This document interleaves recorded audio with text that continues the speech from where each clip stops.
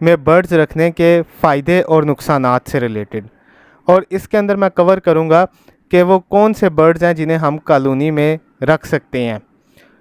दोस्तों, इसके अलावा मैं जिन बातों पे बात करूँगा वो अखराजात हैं, बर्ड की हेल्थ है, टाइम मैनेजमेंट है, सफाई का अमल है, पेयरिंग और ब्रीडिंग से रिलेटेड है, और एंड पे मैं बात करूँगा नुकसानात से रिलेटेड। मेरे साथ वीडियो में बने रहें। उम्मीद करता हूँ कि आपको ये वीडियो पसंद आएगी। अगर अखराजात की बात करें कॉलोनी के, तो कॉलोनी के अखराजात बहुत ही कम है।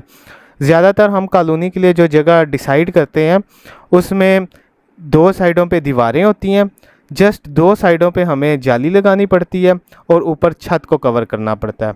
एक बात।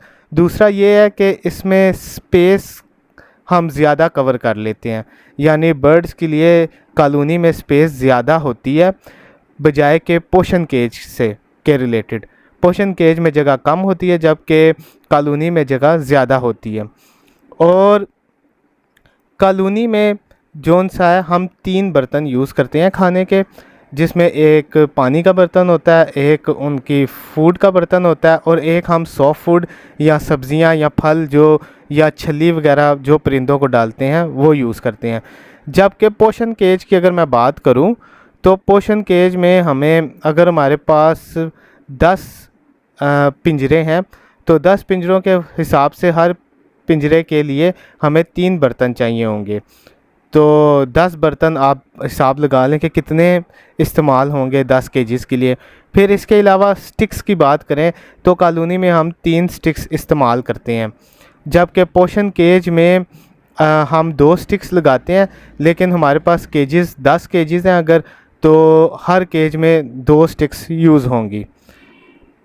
अगर बात करें हम लोग बर्ड की हेल्थ के बारे में, तो बर्ड कॉलोनी में फ्री फ्लाई करता है, आराम से उड़ता है, और इसकी फ़ायदा ये होता है कि वो हेल्दी और एक्टिव रहता है। कॉलोनी में आप ये है कि आप पौधे वगैरह भी लगा सकते हैं जिससे बर्ड ज़्यादा खुश महसूस करते हैं, नेचुरल माहौल महसूस करते हैं। और सबसे फ़ायदा ज़्यादा ये होता है कि आपके बर्ड को फैट्स का मसला नहीं होता। कॉलोनी में आपका बर्ड उड़ता है, फ्लाई करता है, और उसके हड्डी और जोड़ ज़्यादा मज़बूत रहते हैं। वो खाना पीना जो है वो ज़्यादा खाता पीता है, जल्दी उसका खाना हज़म हो जाता है, पानी का इंटेक ज़्यादा होता है, तो वो फिज़िकली स्ट्रॉन्ग होता है। जबकि पोषण केज में क्योंकि बर्ड ज़्यादा उड़ता नहीं, तो उसे फैट बर्ड का इशू आ जाता है, यानी उस पर चर्बी चढ़ जाती है और वो मोटा हो जाता है। टाइम मैनेजमेंट से रिलेटेड बात करें तो कॉलोनी में हमारे पास सिर्फ 2 तो बर्तन होते हैं, जिसमें दिन में 2 दफ़ा हमने पानी डालना होता है और उनका दाना डालना होता है। और इस सारे अमल को अगर देखें तो ये अमल 20 मिनट का टाइम अगर हम लोग कॉलोनी को दिन में 1 दफ़ा दें तो ये बहुत ज़्यादा टाइम है। आप बर्तन चेंज करेंगे और सिर्फ कोई 10-1 मिनट अपने बर्ड्स को देखेंगे कि बर्ड्स सारे हेल्दी और एक्टिव हैं और वो प्रॉपर उड़ रहे हैं, किसी को कोई मसला मसाइल तो नहीं है। अगर किसी बर्ड को मसला मसाइल है तो उसे हम कॉलोनी से निकाल के अलग केज में रख लें। सफाई की बात की जाए तो कॉलोनी की सफाई हमें रोज़ नहीं करनी पड़ती, जबकि पोषण केज में ऐसा होता है कि हमें सफाई हर ट्रे को निकालना पड़ता है, साफ़ करना पड़ता है, हर बर्तन को निकालना पड़ता है, साफ़ करना पड़ता है। जबकि कॉलोनी के अंदर सिर्फ 3 बर्तन होते हैं हमारे पास साफ़ करने के, और वो भी रोज़ साफ़ नहीं किए जाते, वो भी तकरीबन 3 से 4 दिन बाद आप साफ़ कर सकते हैं। और कॉलोनी की सफाई आप 3 से 4 दिन बाद कर सकते हैं, क्योंकि कॉलोनी बड़ी होती है, इसीलिए उधर रोज़ सफाई करने का मकसद बनता ही नहीं। दोस्तों, जबकि मैं टाइम मैनेजमेंट में एक बात दोबारा रिकॉल करना चाहता हूँ कि पोषण केज में हमें हर एक चीज़ की सफाई करनी पड़ती है, जैसा कि उनका खाने का बर्तन हो गया, उनके पानी का बर्तन हो गया, और उनके ब्रीडिंग बॉक्स को देखना और इस तरह की चीज़ें, और इस पे हमारा टाइम ज़्यादा खर्च होता है। और सफाई हमें एक एक ट्रे को निकालना पड़ता है, साफ़ करना पड़ता है, फिर वापस ट्रे को लगाना पड़ता है।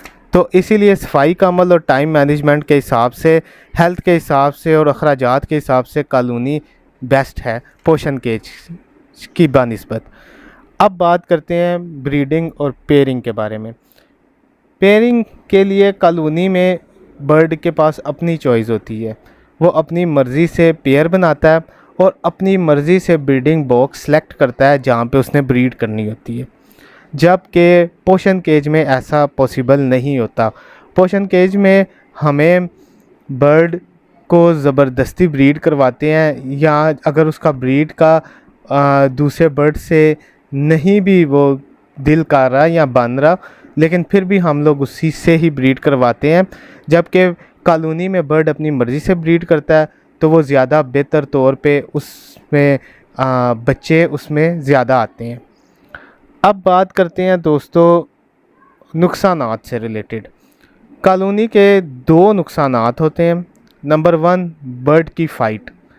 अगर कॉलोनी में बर्ड आपस में लड़ पड़े तो ये ज़रा प्रॉब्लम होती है। और दूसरी जो इशू होता है वो है बीमारी का।